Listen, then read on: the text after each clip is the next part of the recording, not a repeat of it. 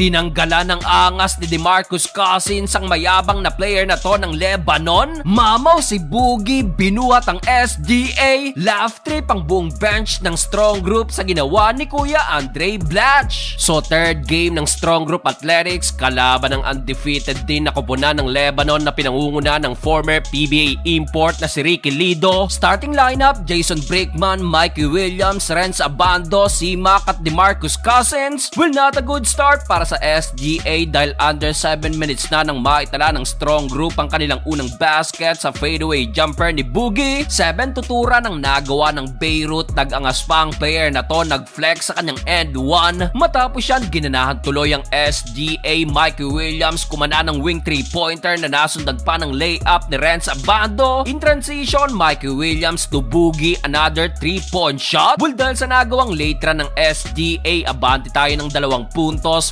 15-13. Second quarter, solid start para sa SGA. Renz Abando, tip dunk, di na naabutan ng depensa si Lakay. Nasundan pa yan ng wing 3-pointer ni Malakay Richardson. After nyan, Andre Blatch, back-to-back basket. Finally, naitala na rin ang first 2 field goal this tournament. Pero natawa na lang ang buong bench ng SGA dyan, including itong si Insan, dahil pang dunk sana yon. Galata lang daw ang talon ni Kuya Dre, sabi ni Coach Topex. Grabing ran ang nagawa ng strong group. Kumana pa ng end 1 3-pointer si Chris McCullough. Dahil dyan agad na pumalo ang lamang sa double digit. Galit na galit tuloy ang coach ng Lebanon. Abay, yung akala nating magiging magandang laban, dinominate lang ng SGA. Butata pa ang inabot ng import na to kay Boogie. Hype na hype si Kuya Dre sa bench. Tinapos pa ni Shonil Deponso ang first half sa kanyang napakainit na 9 straight point shooting 4 of 5 sa field. Nagpahabol pa ng another 3-pointer si DeMarcus Cousins. May paster, down pa, tanggal angas ng Beirut, 34-49. Start of the third quarter, Mikey Williams kumana agad ng baseline jumper. Attack mode din agad si Boogie sa kanyang one-handed dunk. Still in control pa rin ng SGA. Angelo Kwame, napaka-efficient din this game na meron ng 14 point shooting 5 of 5 sa field. Will yung player naman na nag-angas kaninang unang quarter, abay tila kinarma na at wala nang maitalang puntos. Wala nang 1 minuto nang mapa-takeover pa si Boogie na kumana ng 6 straight points, including itong end 1 3-pointer. Natapos ang third period, abante pa rin ng double digit ang SGA, 69-52. Fourth and final quarter, hindi pa tapos ang SGA. Shonil Defonso, another 3-point shot. Nasundan pa yan ng isa mula naman kay Mikey Williams. Well, dahil dyan umabot pa ang tambak sa 20 plus points, pero nabuhayan pa ang Beirut at under 4-minute mark. Abay, na ibaba pa yan sa single digit, 78-71. Pero DeMarcus Cousins again to the rescue na naman sa kanyang wing 3-pointer. Abay, eto na lang ang nasabi ng mga kabayan natin sa venue. Sa uli, panalo pa rin ang SGA.